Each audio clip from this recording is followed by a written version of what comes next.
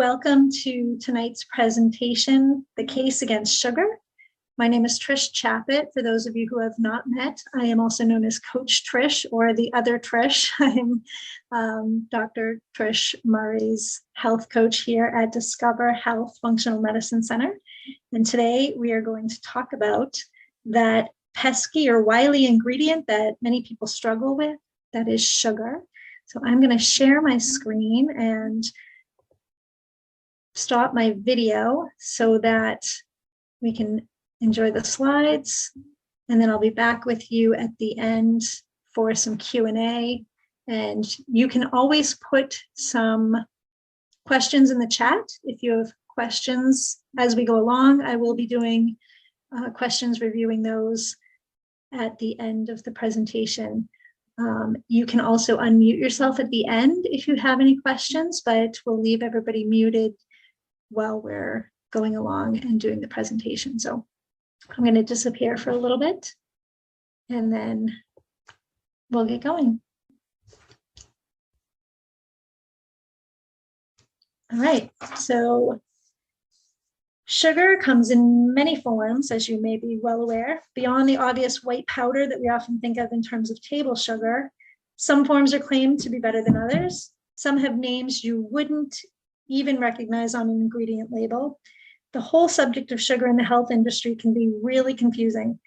How many times have you heard any of the following advice? It's okay in moderation. Your body isn't designed to digest sugars. Sugar-free products are always healthy. Artificial sweeteners are worse. You need sugar for energy. Sugar is addictive. All of these are common claims that have to do with sugar, and they're all opposing one another. One thing is for certain, we are consuming way more sugar in our diets than we ever have before. According to the United States Department of Agriculture, the USDA, the average American consumes, ready, 150 to 170 pounds of refined sugars per year. So compare this to the 4 to 6 pound yearly consumption back in the early 1800s, or even the high yearly 90 pound consumption of the 1900s. So just think about that number for a moment. 150 to 170 pounds is the size of a grown adult person. And that's how much sugar the average American is consuming these days. 4 to 6 pounds, which was what people consumed per year in the early 1800s, is only the size of about a half-gallon beverage jug. So that's a huge difference. You might be thinking, wow, that's a lot of sugar, and that really can't be right. But that figure, sadly, is correct. 150 to 170 pounds a year, which translates to a quarter to half pound or 30 to 60 teaspoons of sugar per day. So quarter to half pound a day. Imagine that. It's hard to believe that you're capable of that, but keep in mind, you're not just consuming sugar in your coffee or in baked goods or sweets or those things that you might think of in terms of desserts or candy. It's hidden in the majority of foods that you probably eat rather regularly. Sugar is added into foods in forms that you wouldn't necessarily expect. It's hidden in the labels, and we'll talk about what those look like, in things like ketchup and sauces, marinades, dressings, yogurts, breads, protein bars, even the ones that claim to be healthy or natural, peanut butter, soups, canned fruits, cereals, crackers, oatmeal, frozen dinners, and so many more. One of my favorites, dried fruit. Dried fruit is sweet enough, yet they feel the need to add sugar on top of it. I don't know why. This list does not include the obvious culprits of soda, cookies, and ice cream, but these are just some of the many surprising ways sugar sneaks into our diets and adds up. Did any of these particularly surprise you? Can you think of any other examples? Feel free to post in the chat if you found something surprising, or if there's other things that were not on my list that you might have thought of. So let's talk about sugar's alias. If you're a regular here at Discover Health Functional Medicine Center, you may be well aware and feel pretty confident that you're limiting your sources of sugar. But even those of us following a regularly healthy diet may be surprised to learn about some hidden sources of sugar and some of the tricks that manufacturers can use to hide sugar in our food. One of the main reasons you might not recognize all the sugar you have in your diet is because it will very rarely say sugar on the ingredients list of some of the foods you buy. Instead, you may see things like dextrose, maltose, glucose, fructose, corn syrup, high fructose corn syrup, corn sweetener, sucrose, sorbitol, sorghum syrup, agave nectar, carbitol, evaporated cane juice, galactose, inversol, rice malt, sorbitol, or nectars. As I'm sure you'd guess, this is not even the full list.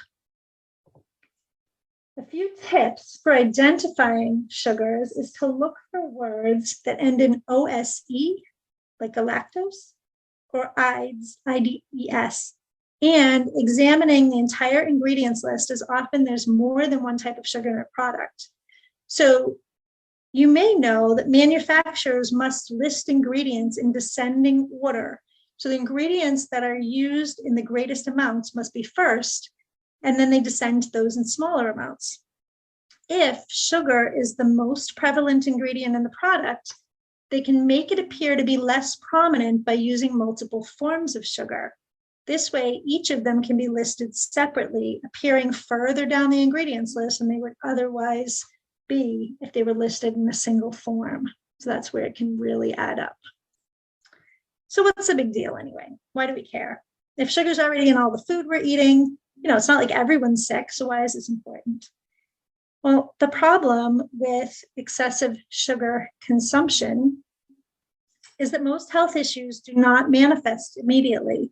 And if they do, they're not usually recognized as being caused by our diets.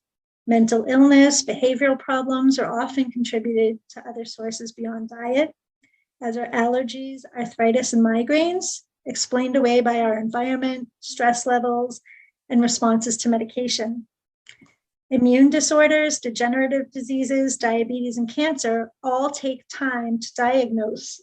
And most people are not grabbing their food journals at this point and looking for the connection.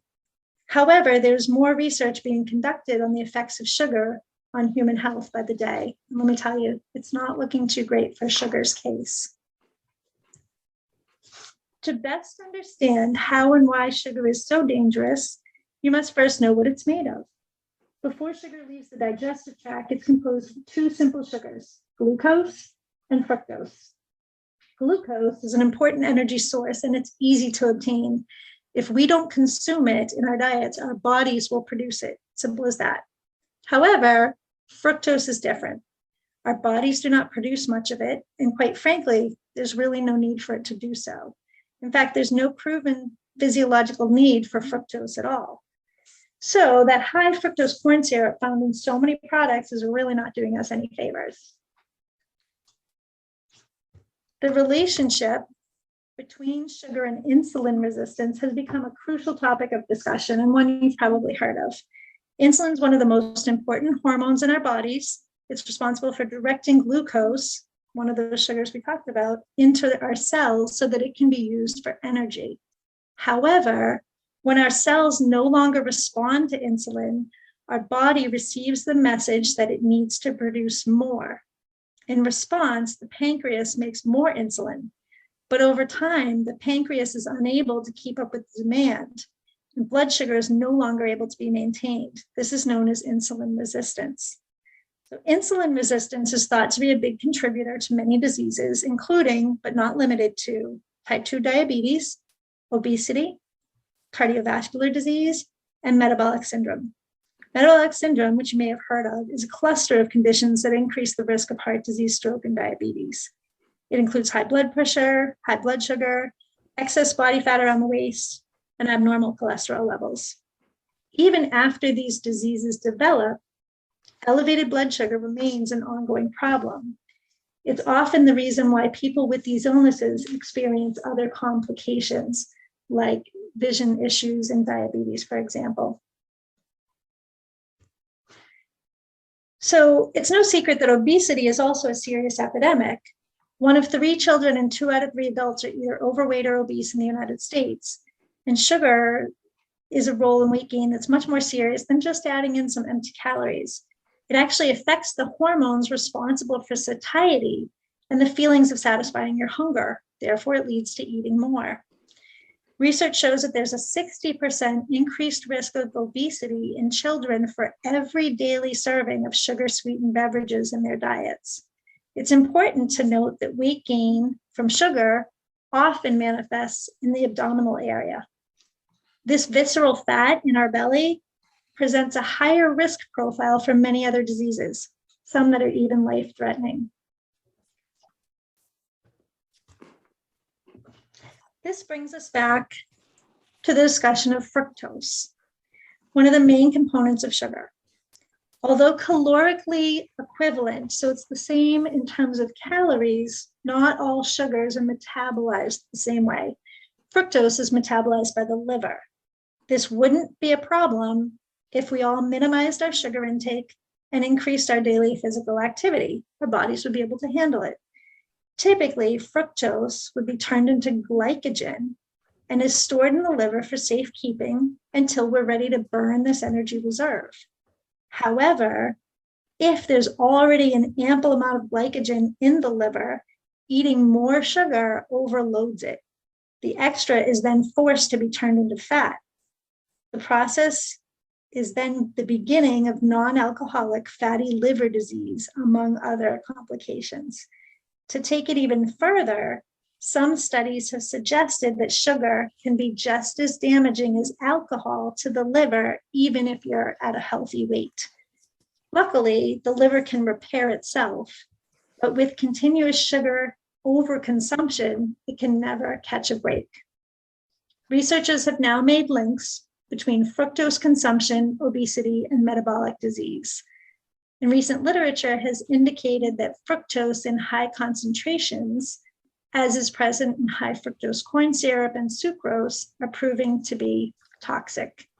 So high fructose corn syrup is composed of about 60% fructose and 40% glucose. So that 60% is getting processed by the liver. Prior to the processing of sugars, back in the 1800s when people ate much less sugar, there wasn't all this mass-produced commercial food, and it was nearly impossible to find such high concentrations of sugar in the diet. But these days, it seems to be much more commonplace. So what about fruit? If fructose is such an issue, I often get the question, what about fruit? Doesn't fruit have fructose? What do we do about that? Well, according to nutritionfacts.org, research has shown that only industrial, not fruit fructose intake was associated with declining liver function. Same thing with high blood pressure. Fructose from added sugars was associated with hypertension, but fructose from natural fruits is not. So the harmful effects of fructose in industrial fructose, like table sugar, high fructose corn syrup, this is what they're finding to be the problem. Apparently, this inconsistency of why one is better than the other is that the positive effects of the other nutrients like fiber and antioxidants and some of the phytonutrients in fresh fruit delay the absorption of the sugar. So it's keeping our blood sugar more even, and it's meaning our bloodstream isn't uptaking that sugar as quickly. Blood sugar went up and down in a much more moderate way without any overshoot, without a huge spike in laboratory experiments with people using fructose and fruit. So this was attributed primarily to 2 factors, this more even blood sugar, the soluble fiber in the berries, which people often talk about that as a positive quality, that fiber in the fruit. So that tends to have a gelling effect and slows down the release of sugar, but also those phytonutrients can inhibit the transportation of sugars into the bloodstream. So we'll send some video links out and some source links to our research, as we always do in the resources of the webinar. So you'll be able to see all these studies in more detail for yourself, but that gives you a good picture of where the research is going. So keeping our heart healthy, there have been many misconceptions on what causes cardiovascular disease. And you might say, well, what does this have to do with sugar? There's been so much focus on the role of cholesterol and which foods help or harm our heart health. But saturated fat is not necessarily the biggest culprit. Sugar is actually a huge contributing factor. So yes, you heard that right. Sugar has a link to heart disease. Studies have shown that consuming a large amount of fructose can cause a rise in bad cholesterol, the LDL, quote unquote bad cholesterol, blood glucose, insulin levels, and abdominal obesity. These findings were apparent in as little as 10 weeks in studies. So all of those factors are major risk factors in developing heart disease. Your immune system is responsible for defending your body against illness. That's a big deal, as we've been so clearly able to see over the past 2 years. If your immune system is compromised, you're putting yourself in danger of pathogens that can make you very sick. According to a study through Loma Linda University, 100 grams of sugar can make your white blood cells 40% less effective in killing germs. On top of already putting your body in a stressed and irritated state, sugar directly affects your main line of defense against disease. The most alarming part of this is that sugar's crippling effects stay present in your system for up to 5 hours after you eat it. As if that's not enough, something so prevalent in our everyday diets can actually cause cancer. I hate to be the bearer of bad news, but it's true. Cancer is a result of uncontrolled growth and the multiplication of cells. It's also one of the leading causes of death worldwide. So how is sugar related, you might ask? Insulin is one of the main hormones responsible for regulating the growth of these cells. It's been concluded that having constantly elevated insulin levels can actually contribute to cancer risk. So if you remember what we said about insulin and sugar, consuming sugar raises insulin levels. Now there's a considerable amount of evidence how this contributes to cancer risk and progression of disease. Sugar also affects our brain quite significantly. Studies have shown that sugar slows down the brain's function, hinders new learning, and decreases memory recall. There are also strong connections between high sugar intake and the prevalence of depression and anxiety. What do you think of when you think of a sugar crash? Is it irritability, decreased mood, brain fog, fatigue? Now imagine if that didn't go away. Foods that are rich in sugar disrupt our brain's neurotransmitters that work to stabilize our moods. If we are continually disrupting the function of these receptors, we no longer have the inherent control over our moods as we usually do. In the resources tomorrow, we'll include another link to a video on how sugar affects your brain, so you can learn more. There's some fascinating research on this area. Sometimes we use the word addiction lightly, saying we're addicted to our favorite food isn't really encompassing the real meaning of the word. According to American Society of Addiction Medicine, addiction is a primary chronic disease of brain reward, motivation, memory, and related circuitry. Dysfunction in these circuits leads to characteristic biological, psychological, social, and spiritual manifestations. This is reflected in an individual pathologically pursuing reward and or relief by substance use and other behaviors.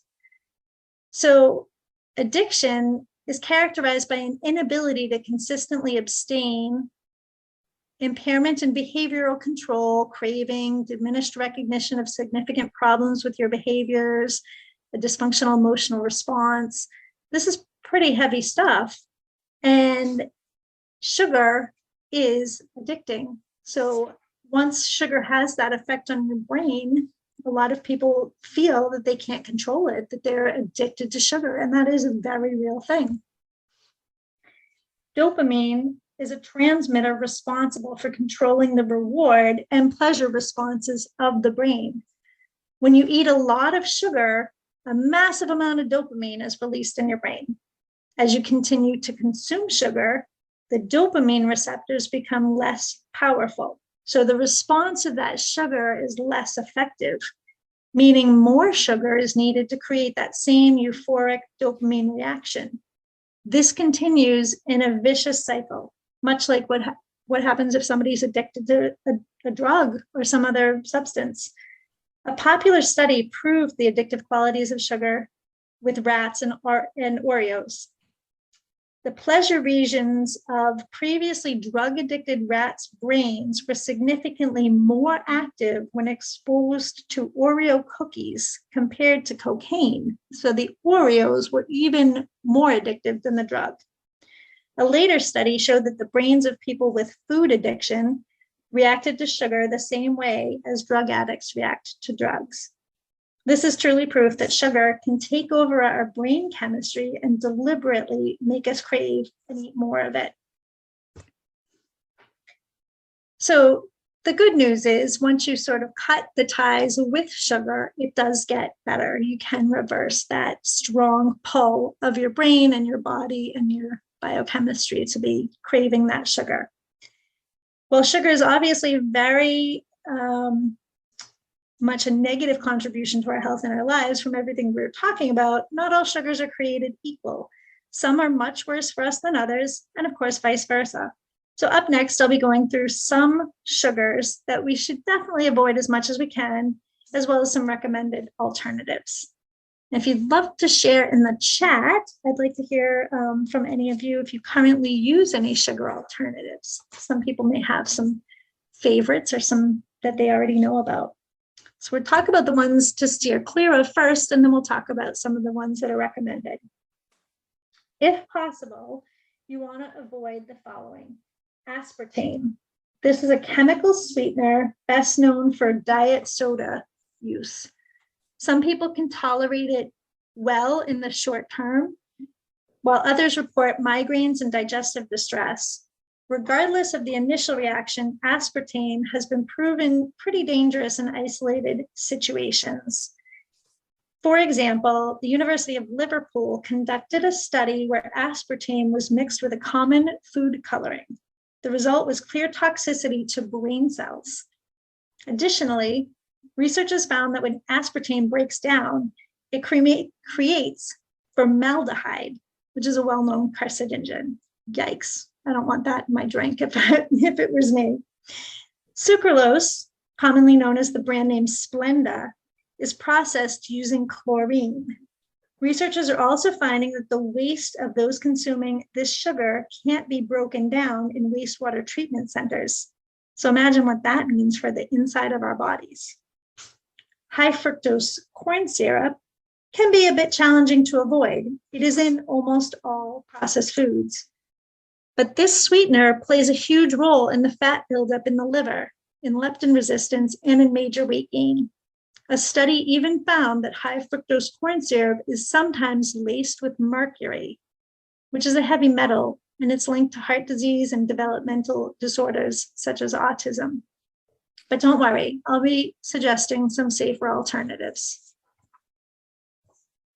So all the evils of sugar aside, it can be difficult to avoid all sweeteners.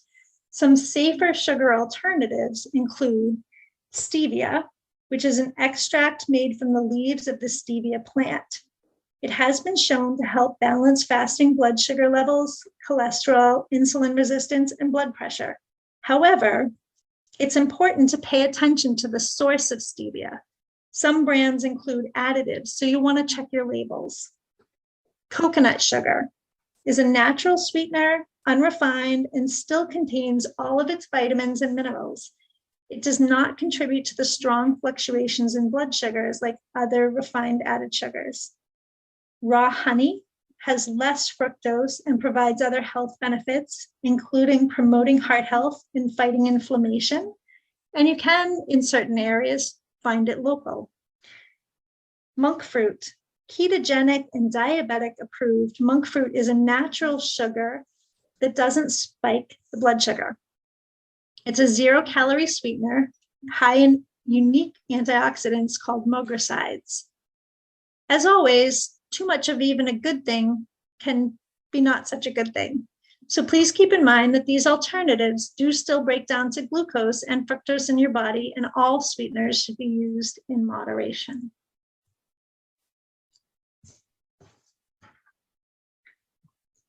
Although it might be ideal, it's generally not practical to cut out sugar entirely. As I mentioned before, it's hiding in nearly everything. However, finding healthy alternatives, practicing moderation, and being aware of the dangers is the best way to take action on the case against sugar. When reading labels, sugar is often listed in grams. So keep in mind the following equation, because who thinks in grams? 4 grams of sugar equals 1 teaspoon. This might help you to visualize how much sugar is in your food. If there's 8 grams of sugar in your packaged whatever you're eating, that's 2 teaspoons of sugar. The recommended daily maximum limit is 7 teaspoons of sugar for adults.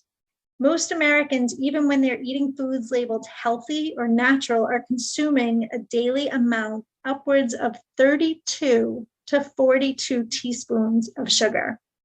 So read your labels, know what you're eating. Select real, whole, unprocessed food as often as possible, rather than packaged processed foods. And one of the easiest ways to cut down your sugar consumption is to not bring it into your house. I often hear people lament their lack of willpower. But as we have learned about in this presentation, sugar has a powerful effect on your brain. The best way to keep your blood sugar and eat healthier is to set yourself up for success by making your environment work for you. As I often tell my clients, I use my willpower in the grocery store. I'm only in there for a short time, but I'm home every day. So if my cabinets and my fridge are stocked with healthier choices, guess what I'm most likely to eat? The stuff that I have available. Another great way to ensure you're getting less sugar is to focus on eating lots of delicious, nutritious whole foods.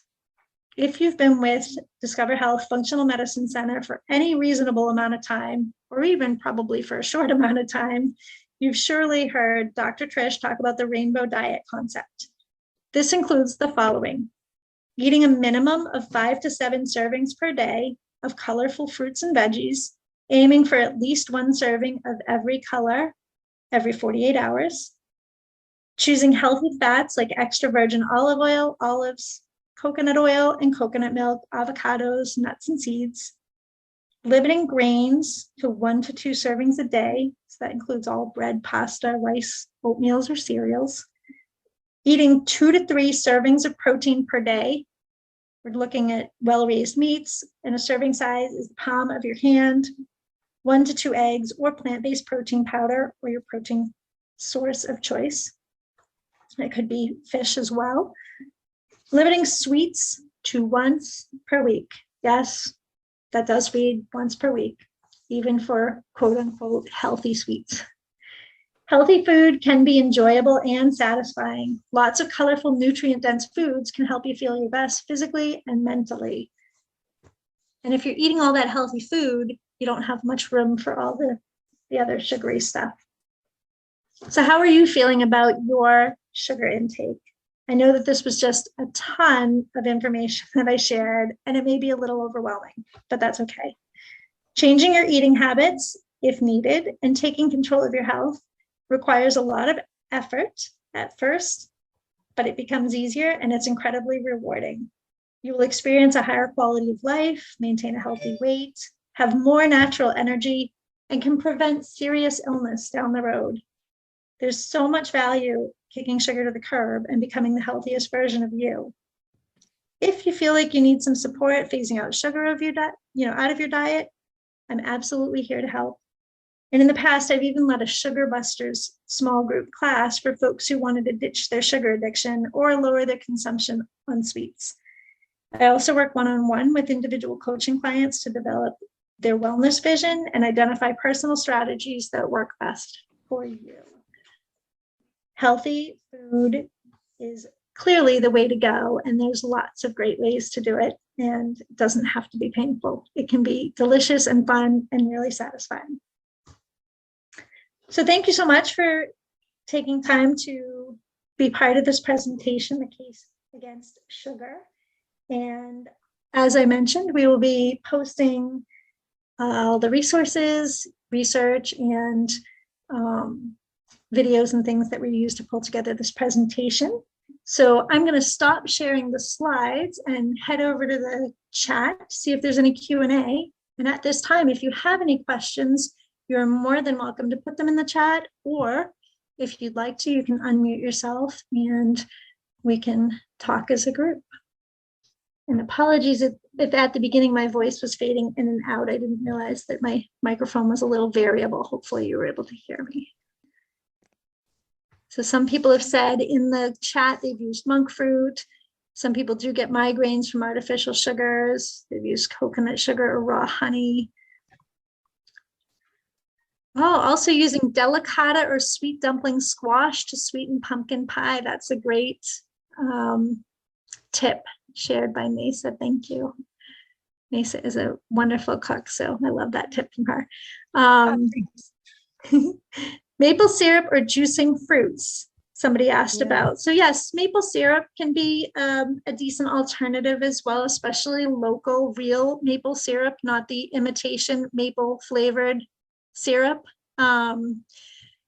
So that can be another good local choice. Juicing fruits, I think one of the challenges with juicing versus whole fruit is lack of fiber.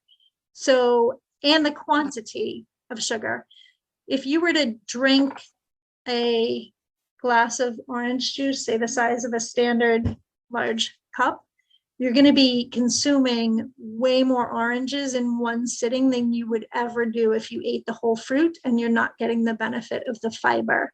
So eating the whole fruit, having it in a smoothie where you've actually got all of the fruit, or eating it whole, is going to be better than juicing in terms of a sugar perspective, because you want that fiber as well.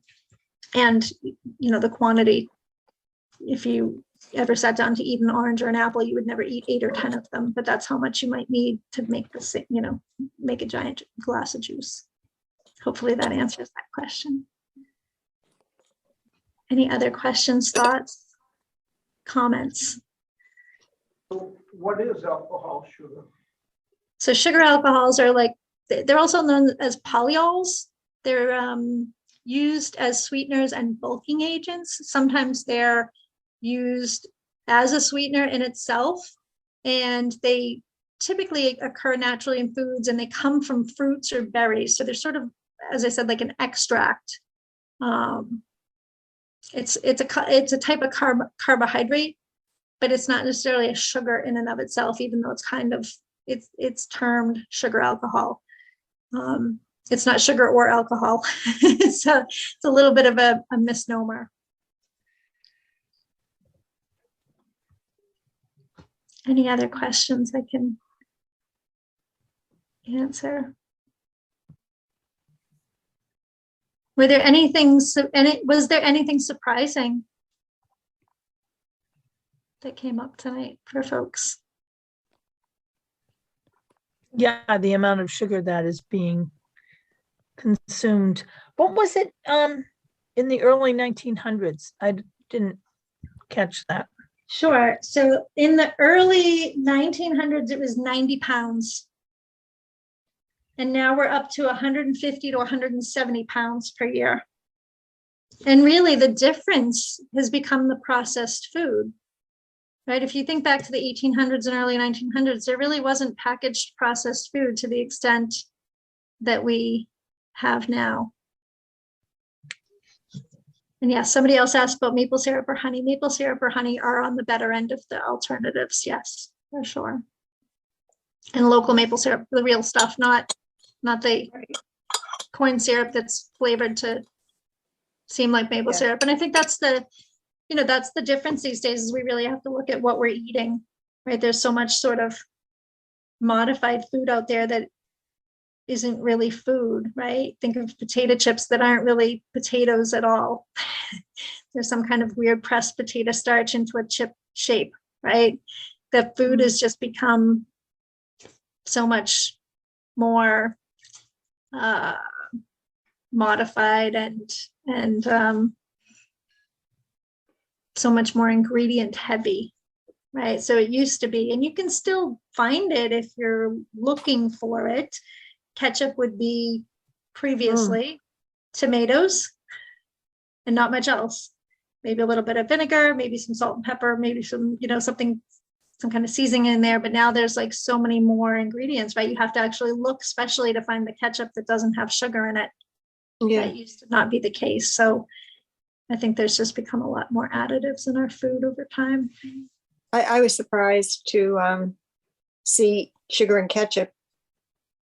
Mhm. Also, I was surprised when you were talking about I knew the substitute sugars weren't good, but I didn't know really why. I just knew they really weren't either processed or whatever good, but I was surprised at how they do it or what they have in them. Right.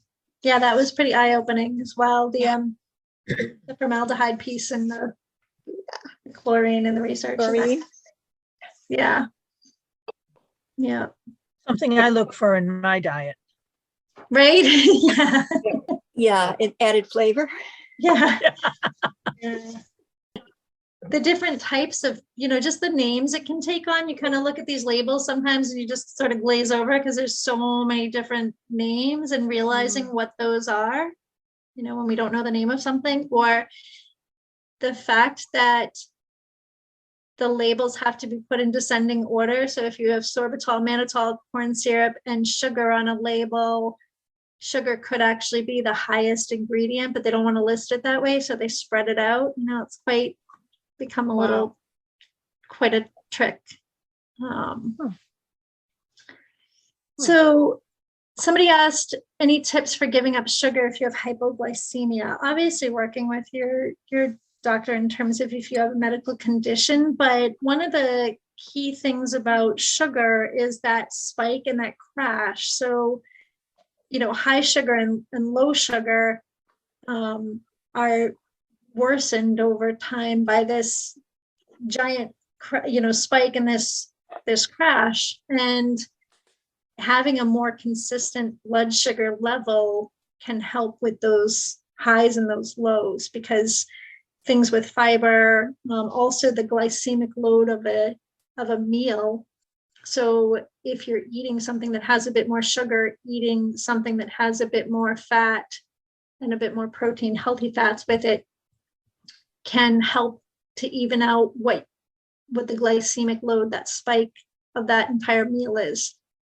So if you were to have a high sugar fruit, but you're having it with some coconut milk, for instance, that's going to temper the sugar spike of that fruit. Hopefully that makes sense to folks. And is it better to go cold turkey to eliminate a sugar addiction, or use helpful supplements to decrease the urge for sugar, or eliminate it slowly? It really, I guess it's kind of a personal decision as to whether some people are cold turkey people, like I'm going to give it up and get through it, and some people are eased down on it. It really depends on any conditions you might be dealing with or on your personal preference. I know the first time I did a sugar-free challenge, I dreamed of my favorite cereal for the first 2 weeks, and every time I left my house, it smelled like a bakery. So it was a little bit torturous, but I was determined to get through it, and I did. And after it's funny to talk about it now, but man, I was like, who is baking brownies again? The sugar craving went away after the first about 2 weeks. And at the end of the month, this was a 30-day thing that I was doing. And at the end of the month, I took one bite of something that had a lot of sugar in it that I used to like, and I nearly gagged. It was too sweet. I couldn't stand it. So that was quite interesting to feel how those taste buds shift. Yeah, they say it takes 21 days to break a habit. Yeah. And I think, that can vary. But there definitely is a taste bud change when you start getting sugar out of your diet. I've seen people do it cold turkey where they just kind of, like me, they're just determined and they say, okay, I'm gonna do without it. And I'm just gonna get to that point. I've also seen it work where people gradually do it and they just cut down each day or each week and they reduce their sugar intake, and that works well for them. And in terms of a supplement or a substitute, you could still have things that taste sweet using a healthier alternative such as fruit or Yep. a sweet squash or the monk fruit or something like that. So psychologically you don't have that feeling like you're depriving yourself or giving yourself, giving something up. So there's a number of ways that you can do it, and it just depends on how you're going to be most successful. And that's something I work with people, is finding the strategies that will work for them, right? Because the best strategy for you is the one that you're going to do and that you're going to be able to carry through successfully, not the one that worked for somebody else, right? Any other questions, comments?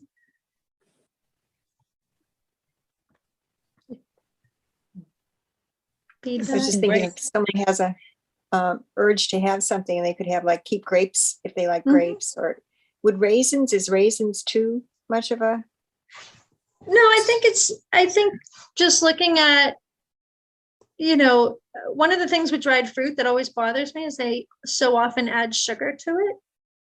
But I think what you pointed out, that comment, is having a strategy in place, right? If you decide I'm going to give up sugar, or I'm going to, radically reduce my sugar, focus on something you want to do rather than focusing on the thing you're trying to give up, right? It's like if I tell you, like, don't think of a pink elephant, no matter what you do, I really don't want you to think of a pink elephant, right? Don't think of it.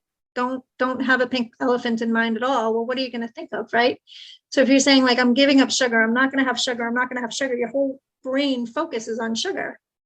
Think of something you're going to have. Oh, I'm going to enjoy some vegetables. I'm going to enjoy some healthy fruit. I'm going to have some nuts, or I'm going to have an alternative in mind. Gives you something to focus on including, rather than coming at it from I got to make sure I don't have that thing. And then you're focused on that thing.